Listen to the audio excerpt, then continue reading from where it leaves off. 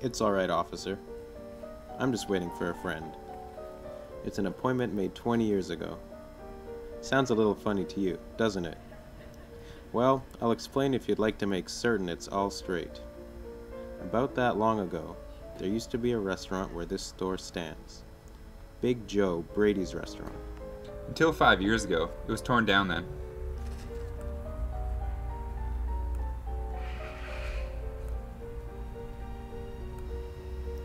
"20 years ago, tonight, I dined here at Big Joe Brady's with Jimmy Wells, my best chum and the finest chap in the world.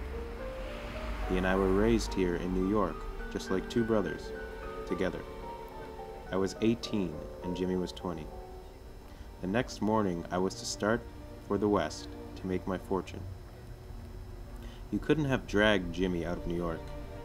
He thought it was the only place on earth. Well, we agreed that night we would meet here again exactly 20 years from that date and time, no matter what our conditions might be or from what distance we may have to come.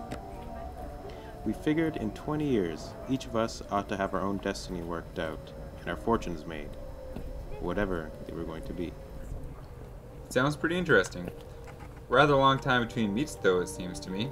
Haven't you heard from your friend since you left? Well, yes, for a time we corresponded. But after a year or two, we lost track of each other. You see, the West is a pretty big proposition, and I kept hustling around over it pretty lively. But I know Jimmy will meet me here if he's alive, for he was always the truest, staunchest old chap in the world. He'll never forget. I came 1,000 miles to stand in this door tonight, and it's worth it if my old partner turns up. 3 minutes to 10. It was exactly 10 o'clock when we parted here at the restaurant door. Did pretty well out west, didn't you? You bet. I hope Jimmy has done half as well. He was kind of a plodder, though, good fellow as he was. I've had to compete with some of the sharpest wits going to get my pile. A man gets in a groove in New York. It takes the West to put a razor edge on him.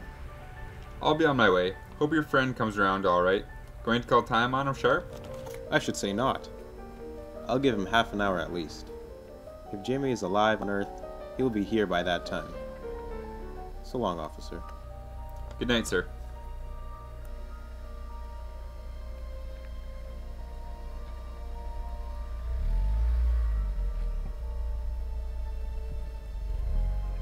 Is that you, Bob? Is that you, Jimmy Wells? Bless my heart. It's Bob, sure as fate. I was certain I'd find you here if you were still in existence. Well, well, well. 20 years is a long time. The old restaurant's gone, Bob. I wish it lasted, so we could have another dinner there. How has the West treated you, old man? Splendid. It has given me everything I asked it for. You've changed lots, Jimmy. I never thought you were so tall, by 2 or 3 inches. Oh, I grew a bit after I was 20. Doing well in New York, Jimmy? Moderately. I've had a position in one of the city's departments. Come on, Bob. We'll go around to a place I know of and have a good, long talk about old times.